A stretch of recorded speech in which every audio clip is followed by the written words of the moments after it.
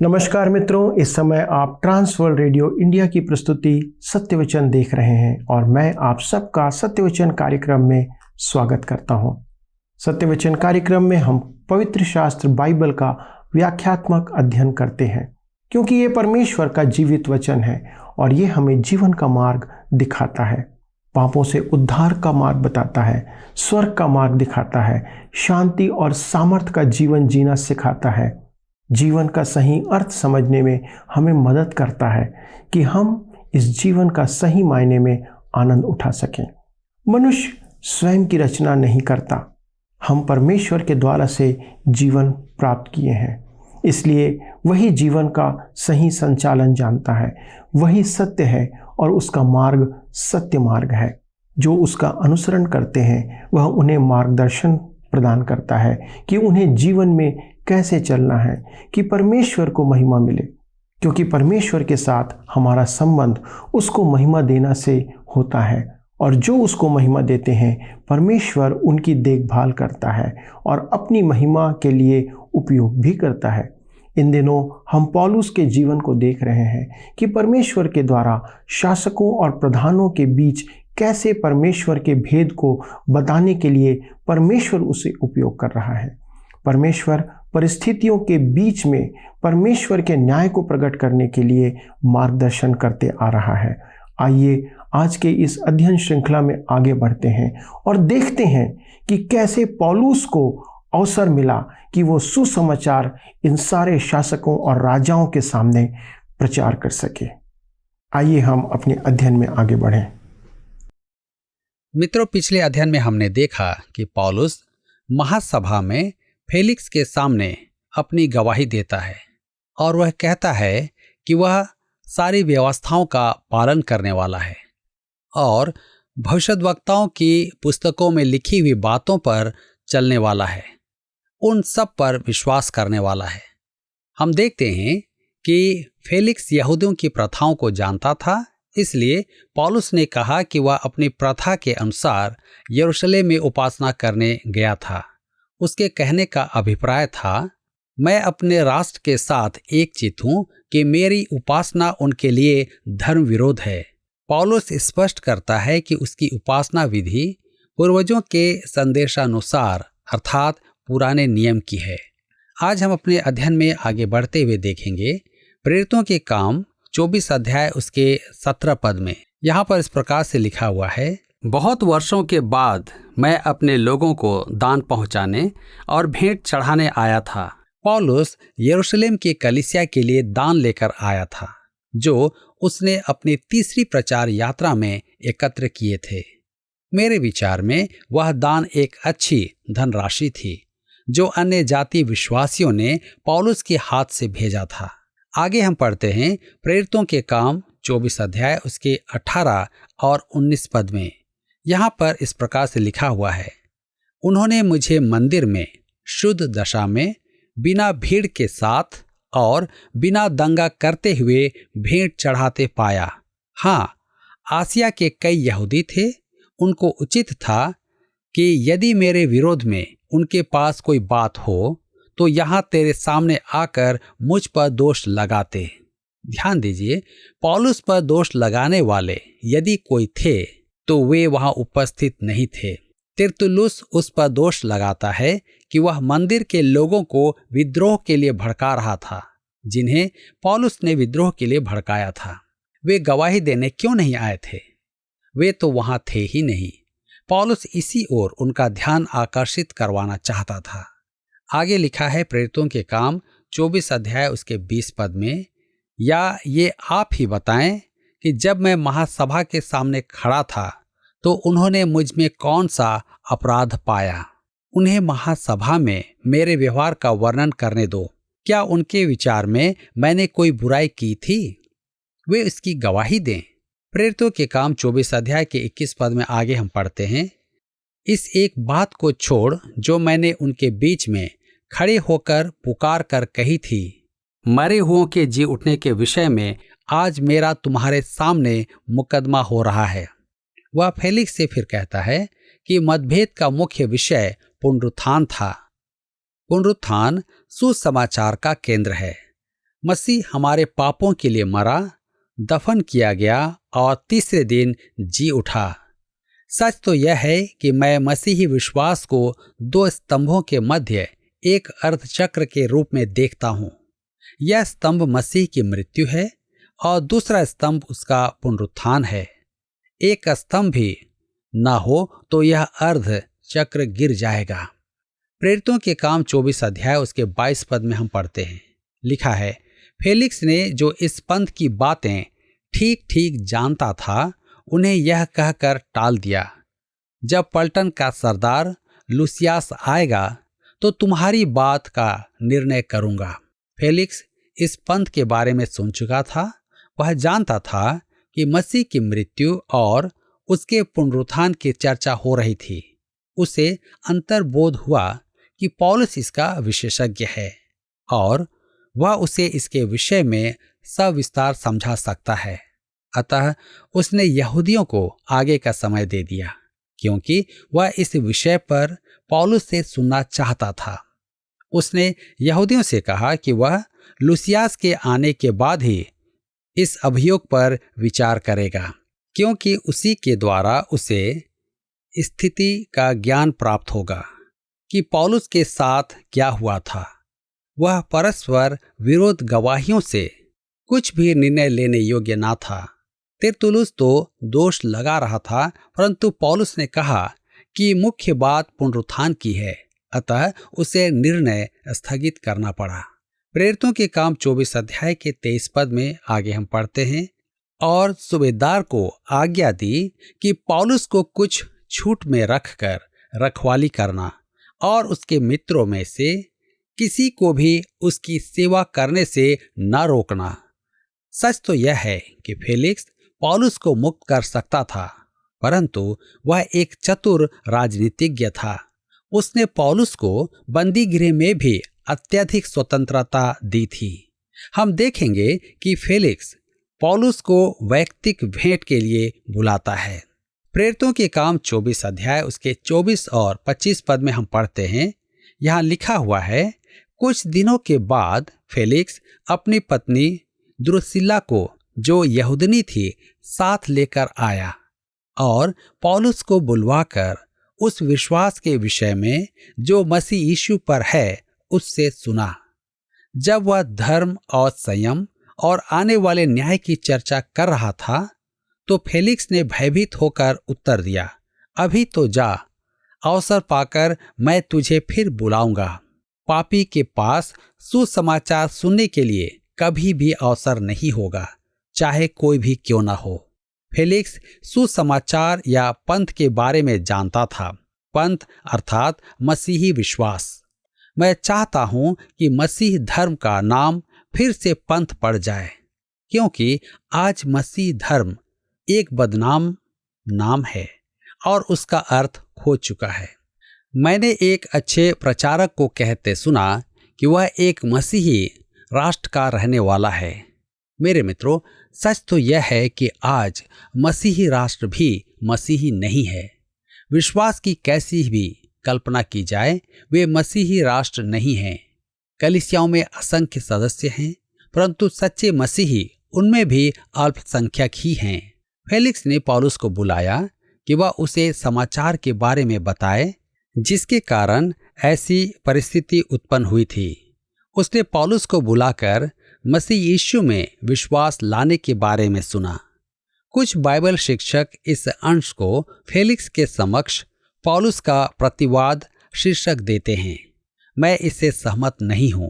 यहाँ पौलुस अपना प्रतिवाद प्रस्तुत नहीं कर रहा था। वह फेलिक्स के समक्ष दूसरे साक्षात्कार में वास्तव में मसीह की गवाही दे रहा था। धर्मशास्त्र फेलिक्स को इतिहास के सदृश्य बुरा नहीं दिखाता है।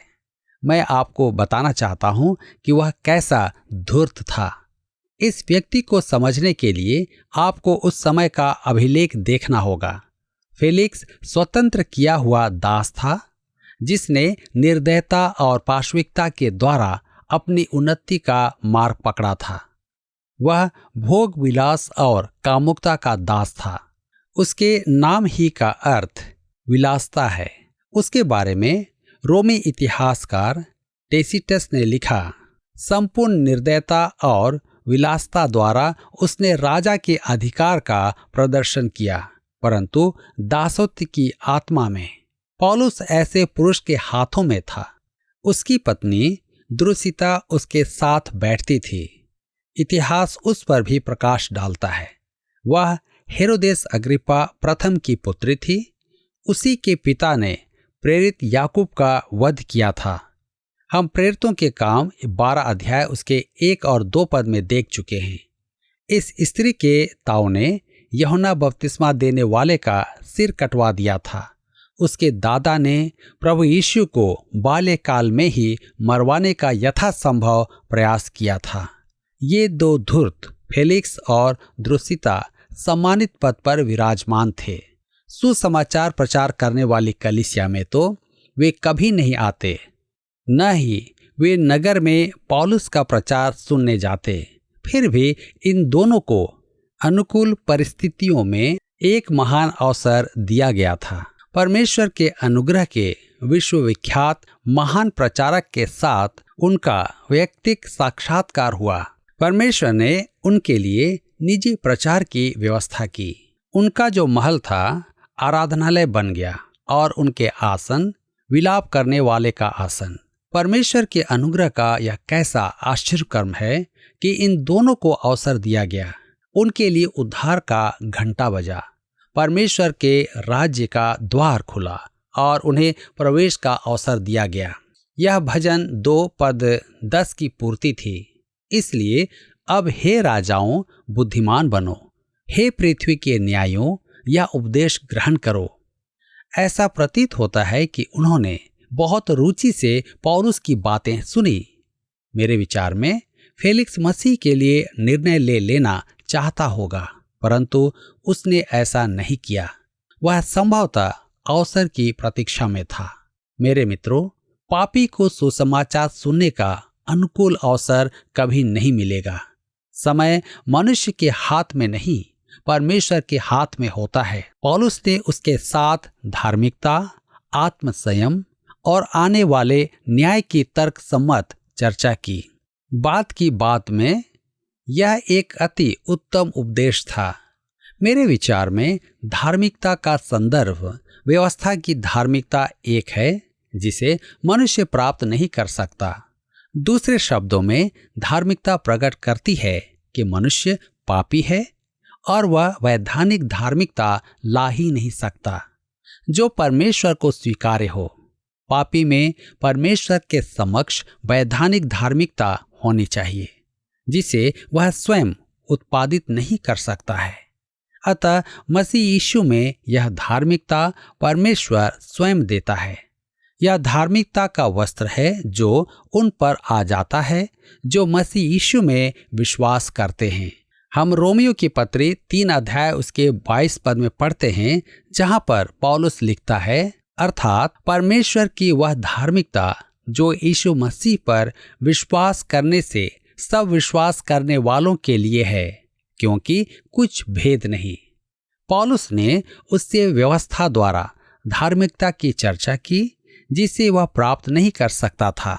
फिर उसने मसीह की धार्मिकता की चर्चा की जो वह पापी को उसमें विश्वास लाने पर प्रदान करता है। इसके बाद पौलुस ने आत्मसंयम की चर्चा की। फेलिक्स लालसाओं और निर्दयता का दास था। फेलिक्स और द्रुसिता 2 पापी घोर पाप में डूबे हुए थे। वे सच्ची स्वतंत्रता को नहीं जानते थे। पौलुस ने आने वाले दंड का भी उल्लेख किया। यह दंड सफेद सिंहासन प्रकाशित वाक्य की पुस्तक 20 अध्याय उसके 11 से 15 पद में हम देखते हैं। फिर मैंने एक बड़ा श्वेत सिंहासन और उसको जो उस पर बैठा हुआ है देखा। उसके सामने से पृथ्वी और आकाश भाग गए और उनके लिए जगह न मिली। फिर मैंने छोटे बड़े सब मरे हुओं को सिंहासन के सामने खड़े हुए देखा और पुस्तकें खोली गई और फिर एक और पुस्तक खोली गई, अर्थात जीवन की पुस्तक, और जैसा उन पुस्तकों में लिखा हुआ था वैसे ही उनके कामों के अनुसार मरे हुओं का न्याय किया गया। समुद्र ने उन मरे हुओं को जो उसमें थे दे दिया, और मृत्यु और अधोलोक ने उन मरे हुओं को जो उनमें थे दे दिया, और उनमें से हर एक के कामों के अनुसार उनका न्याय किया गया। मृत्यु और अधोलोक आग की झील में डाले गए। यह आग की झील दूसरी मृत्यु है, और जिस किसी का नाम जीवन की पुस्तक में लिखा हुआ न मिला, वह आग की झील में डाला गया। मेरे मित्रों, आज पाप या तो आपके ऊपर है या मसीह यीशु के ऊपर है। यदि आपके पाप मसीह के ऊपर डाल दिए गए हैं, आपने यदि उसमें विश्वास किया है, तो उसने आपके पापों का दंड 2000 से भी अधिक वर्ष पूर्व उठा लिया है। वे भावी न्याय में आपके नाम पर नहीं हैं, परंतु यदि आपके पाप आपके ही ऊपर हैं, तो अभी न्याय होने वाला है।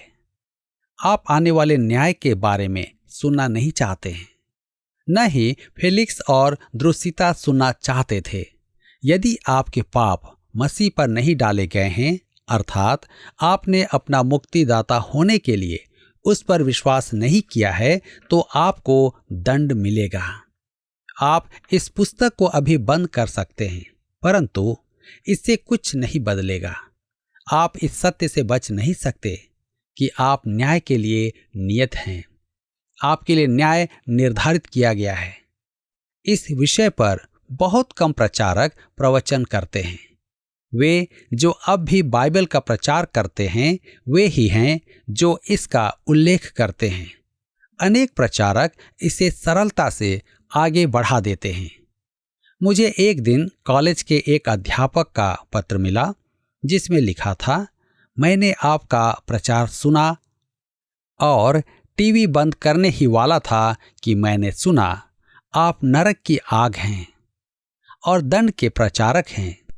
परंतु मैंने यह भी देखा कि आपका प्रचार अभद्र नहीं है, और मैंने यह भी देखा कि आपने उद्धार का प्रस्ताव भी रखा है। अतः मैंने आपका प्रचार सुनना बंद नहीं किया। नरक की आग और दंड बहुत अच्छे प्रचार के विषय हैं, यदि वे किसी को मसीह में ले आएं। मेरे मित्रों, उद्धार से रहित कभी प्रचार न करें जो मसीह में हमें प्राप्त है। यहाँ फेलिक्स को देखना बड़ा रुचिकर है।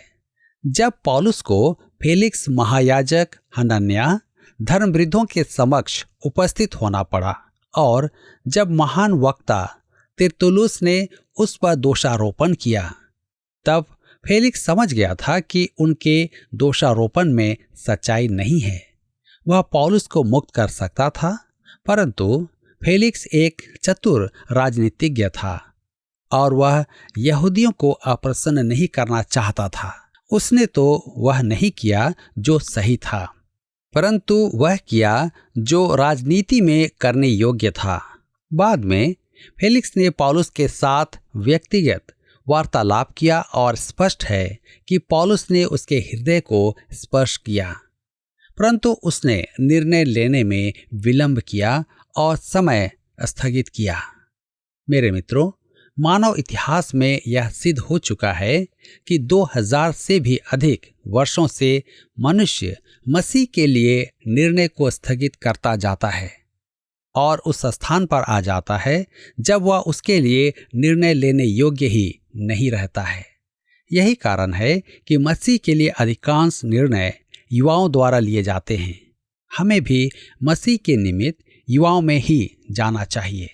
मनुष्य को यह नहीं सोचना चाहिए कि वह आयु में बढ़ रहा है तो वह बुद्धिमान हो रहा है।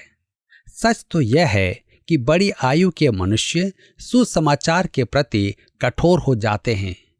वर्षों पूर्व मैंने एक महान प्रचारक डॉक्टर जॉर्ज टुएट को सुना, जिससे मेरी यह बात सिद्ध होती है। उसके विवाह की 50वीं वर्षगांठ पर उसका एक वकील मित्र भी उपस्थित था। वह विश्वासी नहीं था। उसने कहा, जॉर्ज, आप और मैं इस नगर में एक साथ आए थे। आप एक युवा प्रचारक थे और मैं एक युवा वकील था। मैं सच कहता हूं कि जब मैंने पहली बार आपका प्रचार सुना था, तब मुझे आपके प्रचार ने छू लिया था और मैं सच में कई रात सो नहीं पाया था। धीरे धीरे समय बीतता गया। मैं आपका प्रचार सुनकर आनंद लेता हूँ। आपके संदेश से मेरा मन विचलित नहीं होता है, जबकि आप पहले की तुलना में आज एक बहुत बड़े प्रचारक हैं। वह वकील हंस रहा था। उसे यह बोध हो रहा था कि यह एक त्रासदी है। उसे अपनी उस दशा का बोध नहीं हुआ। वह कहां से कहां आ गया है। इसी प्रकार फेलिक्स की दशा भी त्रासदीपूर्ण थी। अवसर आने पर फिर बुलाऊंगा। फेलिक्स के लिए वह समय कभी नहीं आया। उस वकील के लिए भी वह समय नहीं आया। मेरे मित्रों, उन सब के लिए वह समय कभी नहीं आएगा जो मसीह को ग्रहण करना स्थगित करते हैं। हम प्रेरितों के काम 24 अध्याय उसके 26 पद में पढ़ते हैं। यहाँ पर लिखा हुआ है, उसे पौलुस से कुछ रुपए मिलने की भी आशा थी, इसलिए और भी बुला कर उससे बातें किया करता था। जी हाँ, वह चतुर राजनीतिज्ञ वरन एक धूर्त मनुष्य था। वह सोच रहा था कि पौलुस उसे रिश्वत दे तो वह उसे मुक्त कर देगा। प्रेरितों के काम 24 अध्याय उसके 27 पद में लिखा हुआ है, परंतु जब 2 वर्ष बीत गए तो पुरकियुस फेस्तुस फेलिक्स की जगह पर आया और फेलिक्स यहूदियों को खुश करने की इच्छा से पौलुस को बंदी ही छोड़ गया। फेलिक्स अंत तक राजनीति खेलता रहा। उसने पौलुस को बंदी गृह में ही रखा। हम यहाँ फिर कह सकते हैं कि रोम का न्याय करने वाले से अच्छा नहीं था। पौलुस या तो दोषी था या नहीं था। यदि वह राजद्रोह का दोषी था तो उसे मृत्युदंड मिलना था। यदि वह दोषी नहीं था तो उसे मुक्त किया जाना था। कुछ तो किया जाना था। उसे किसी भी परिस्थिति में 2 वर्ष बंदी गृह में रखना उचित नहीं था, लेकिन फेलिक्स उसे जेल में रखकर चला गया। यूं कहें, छोड़कर चला गया। क्या आपको यह कार्यक्रम पसंद आया? अभी हमें एक मिस कॉल करें और आप अगले विजेता हो सकते हैं।